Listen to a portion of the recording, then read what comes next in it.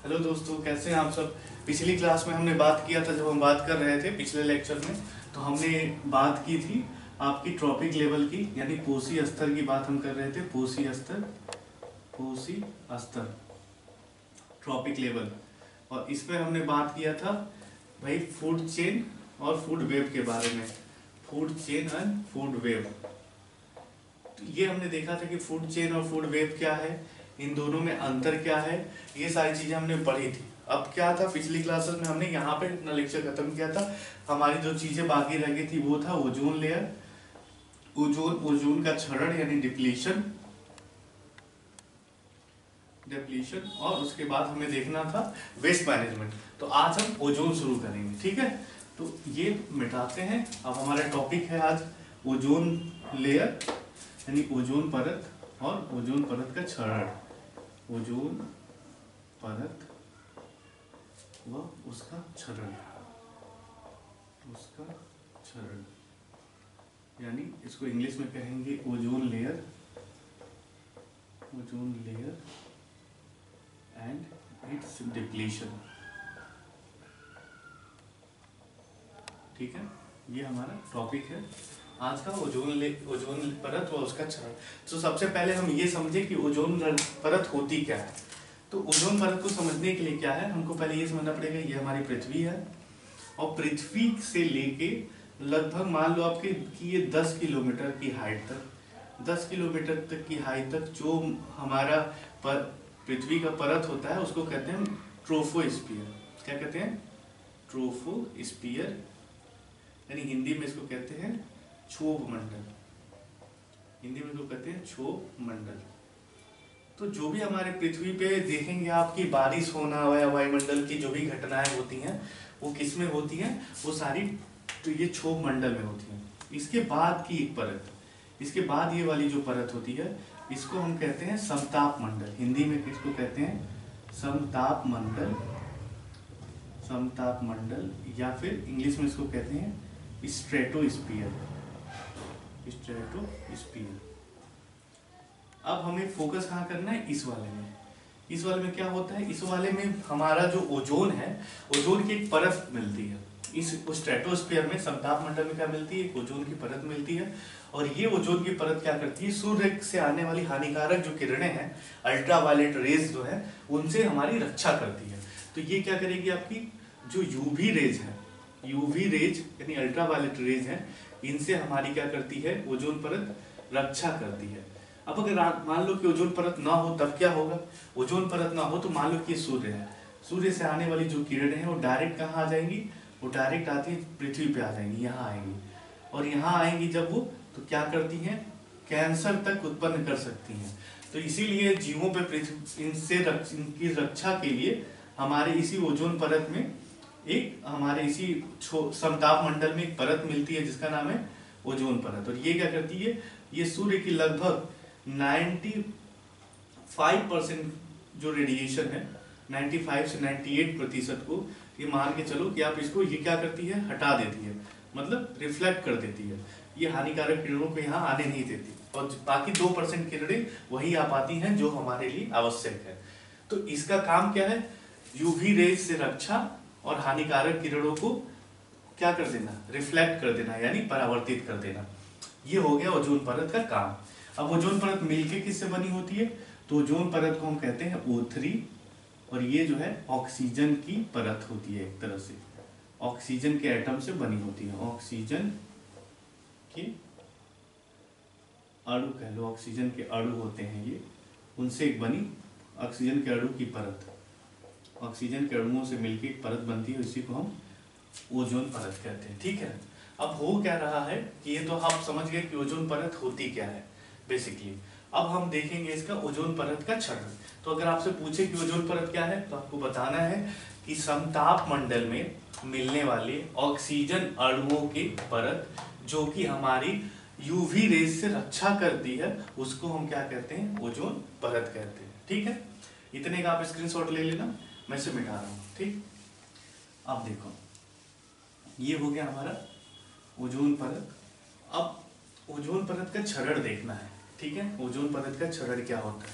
तो क्षरण का मतलब है ये छरड़ का मतलब होता है इसका की पतली परत का क्या है, पतला होना, परत का पतला होना, छरड़ इसी को कहते हैं। छरड़ का मतलब होता है कि जो हमारी, मान लीजिए पृथ्वी है और इस पे ये ओजोन परत थी, ये वाली, मान लीजिए ओजोन परत है। अब ये क्या हो रही है, ये जो परत थी ये कहीं कहीं देखो, कहीं कहीं पतली हो रही है। तो जब हम पृथ्वी बनाते हैं ऐसे, तो ये जो ध्रुव है, ध्रुवों पे जैसे मान लो ये यहाँ छोड़ी है, यहाँ है पतली है, यहाँ पे भी ये पतली होती जा रही है, पतली होगी। तो यहाँ पे इसकी लंबाई कम है और यहाँ पे इसकी, यहाँ पे ये ज्यादा है। तो ऐसा देखा गया है कि यहाँ पे जो है पोल पे इसका क्षरण हो रहा है, पोलों पे क्या हो रहा है, ओजोन परत का क्षरण हो रहा है, यहाँ पे भी, यहाँ पे भी, है ना। और ये क्षरण क्यों हो रहा है, क्षरण के लिए क्या काम होता है, क्षरण में, क्षरण का एक मुख्य रूप से एक गैस है जिसको कहते हैं हम क्लोरोफ्लोरोकार्बन। क्या कहते हैं,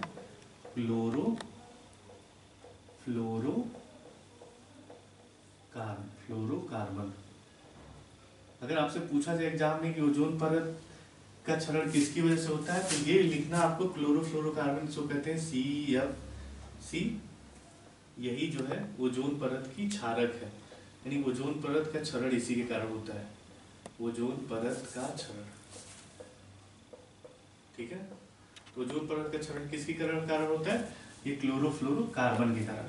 अब ये क्या काम करता है भाई, ये जो क्लोरोफ्लोरोकार्बन है ये यहाँ जाके, पहले तो ये समझो क्लोरोफ्लोरोकार्बन निकलता कहाँ से है, तो क्लोरोफ्लोरोकार्बन जो वायुमंडल में जो आता है वो आप जैसे यूज में, घर में क्या यूज करते हो, रेफ्रिजरेटर, जो आप रेफ्रिजरेटर यूज कर रहे हो या आप AC यूज कर रहे हो, तो इनसे क्या है, इनसे ये CFC जो गैस है वो निकलती है, CFC गैस इनसे निकलती है। और ये निकल के कहाँ जाती है, ये निकल करके यहीं आती है, ये वायुमंडल में ऊपर जाती है और फिर इस परत को क्या करती है, पतली करती है। और पतली और पतला कैसे करता है, तो जैसे मान लो कि ये परत जो थी पहले, तो ये मान लो कि ये परत थी O3, तो ये क्या की, O3 के साथ इस CFC में से एक क्लोरीन एटम निकलेगा, क्या निकलेगा, क्लोरीन एटम, और ये क्लोरीन एटम इससे कंबाइन करेगा और ये बनाएगा OCl आपका। और ये एक, ये जैसे देखिए वो यहाँ पे क्या किया, इससे निकला और ये OCl, और एक यहाँ पे और एक आयन बन जाएगा, और प्लस ये आपका O2 बचेगा ऐसे, ठीक है ना। मतलब OCl क्या है, इस तरह से दो Cl कंबाइन हो जाते हैं, अगर आप Cl2 कर दोगे तो ये क्या करेंगे, दो Cl इससे कंबाइन हो जाएंगे और ये O2 बच जाएगा। तो ये क्या होगा, आप देखोगे तो ये क्या कर रहा है, ओजोन O3 को कन्वर्ट कर दिया O2 में, यानी आपका एक ऑक्सीजन जो था O3 जो था O2 में कन्वर्ट हो गया, और ओजोन परत यहीं पे क्या होगी, पतली हो गई। तो ये कारण हो गया ओजोन परत का डिप्लीशन का, कि ओजोन परत का क्षरण किसकी वजह से हो रहा था। अब एक चीज थोड़ा सा देखते हैं हम, पहले ये समझ लें कि ओजोन परत का निर्माण कैसे हुआ। तो ओजोन परत का निर्माण की बात करेंगे, ओजोन परत का निर्माण, ओजोन परत का निर्माण, तो ओजोन परत का निर्माण में आप देखोगे तो ये है ऑक्सीजन और प्लस ऑक्सीजन, ये जो मिलते हैं यहाँ पे, मान लो सनलाइट लिखो आप, सनलाइट, ठीक है। तो ये बना O2, और फिर ये O2 प्लस एक ऑक्सीजन से मिला, फिर ये सनलाइट है, सूर्य का प्रकाश, और इसके बाद हमारे ये बन गया O3। तो O3 ऐसे बन गया था। अब O3 का ह्रास कैसे हो गया, तो O3 के ह्रास में अगर यहाँ पे क्या होता था, Cl2 जुड़ जाता था, और ये क्या करता था, इसको Cl2 और O2 में बदल देता था, जिसकी वजह से क्या हो गया, यहाँ ऑक्सीजन बन गई, और हमारी जो ओजोन परत O3 जो थी ओरिजिनली, वो क्या होगी, वो मोटाई में कम होती गई। इसको कहते हैं ओजोन क्षरण। तो ये देखा गया कि जब इस तरह की घटनाएं होने लगी, तो एक हमारे, इसको मिटा दें क्या, अच्छा इसको ठीक है, ये तो थोड़ा सा मिटाते हैं लिखने के लिए, ये आप स्क्रीनशॉट ले लेना और फिर इसको लिखना, फिर आगे बात करते हैं। थोड़ा मिटा रहा हूँ।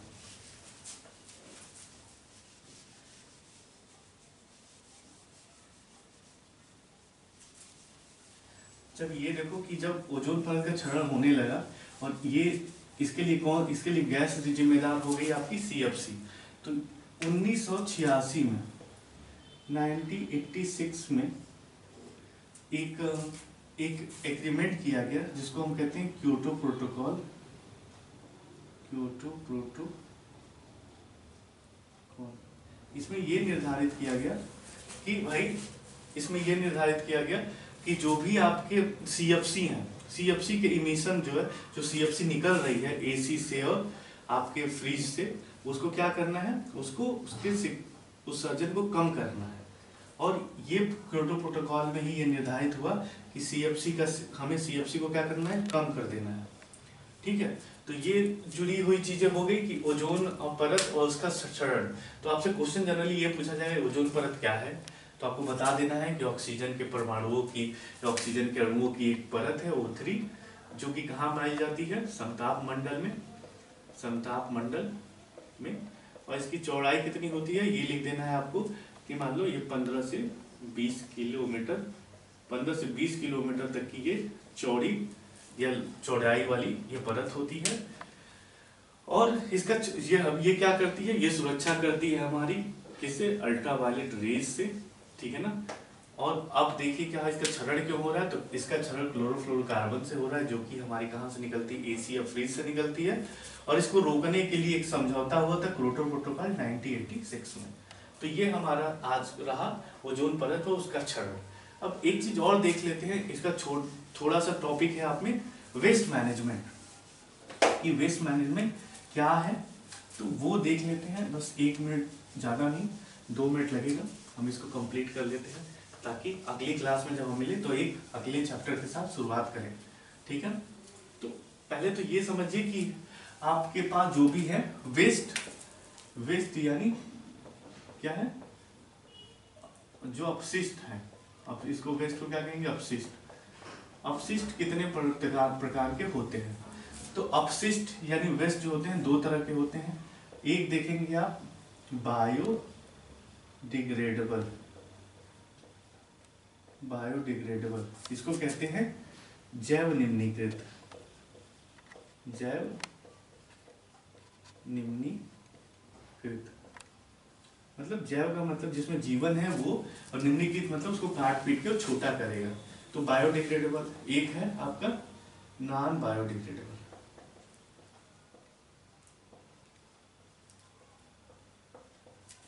और जैव निम्नीकृत।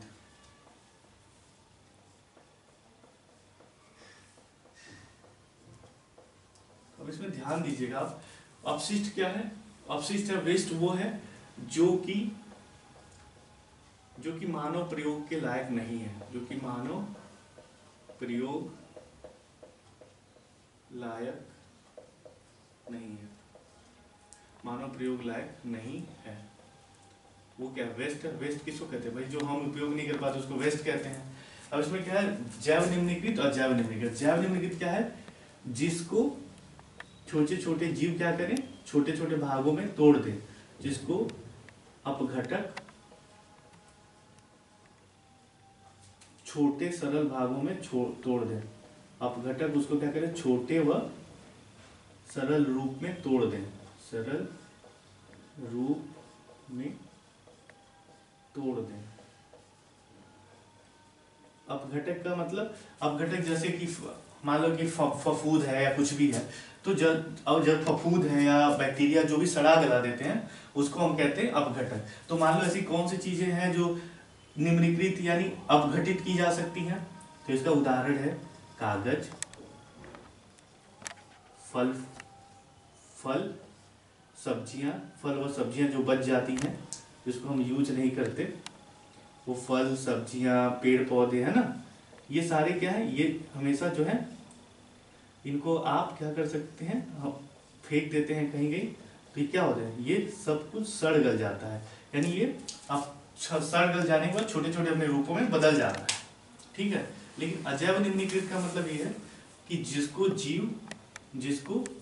अपघटित न किया जा सके, जिसको अपघटकों द्वारा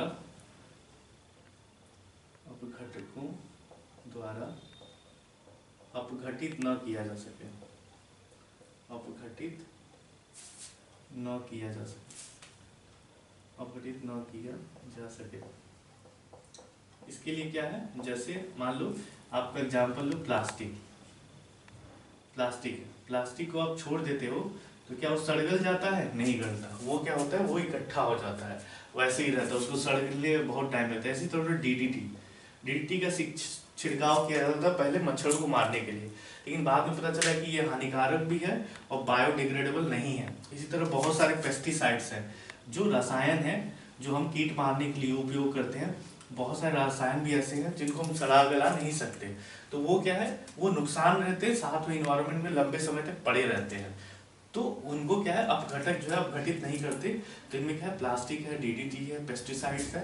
जैव निम्नीकृत में वो हैं जिनको सड़ा गला के छोटे रूप में तोड़ा जा सकता है, कागज, फल, सब्जियां, पेड़ पौधे। अब इन्हीं का क्या है, प्रबंधन है। तो प्रबंधन का मतलब हमें क्या है, हमें बायोडिग्रेडेबल चीजों का ज्यादा प्रयोग करना चाहिए, नॉन बायोडिग्रेडेबल का प्रयोग कम करना चाहिए, या तो नहीं के बराबर करना चाहिए। तो ये हमारा पूरा जो चैप्टर था, ये हमने पढ़ा कि वेस्ट क्या है, वेस्ट कितने तरह का होता है, बायोडिग्रेडेबल और नॉन बायोडिग्रेडेबल, और इनको क्या है हमें प्रबंधित कैसे करना है। तो हमें ज्यादा से ज्यादा बायोडिग्रेडेबल चीजों का प्रयोग करना है, और रिसाइकल और उनका भी प्रयोग करना है जिनको हम रिसाइकल कर सकें। क्या कर सकें, रिसाइकल कर सकें, उनका प्रयोग करें, वह उनका प्रयोग हो सके, उनका प्रयोग, इन चीजों को हमें प्रयोग करना है, ठीक है, न कि उन चीजों का जिनका रिसाइकल पॉसिबल नहीं है या हम नहीं कर पाते हैं, तो उनको अवॉइड करना चाहिए।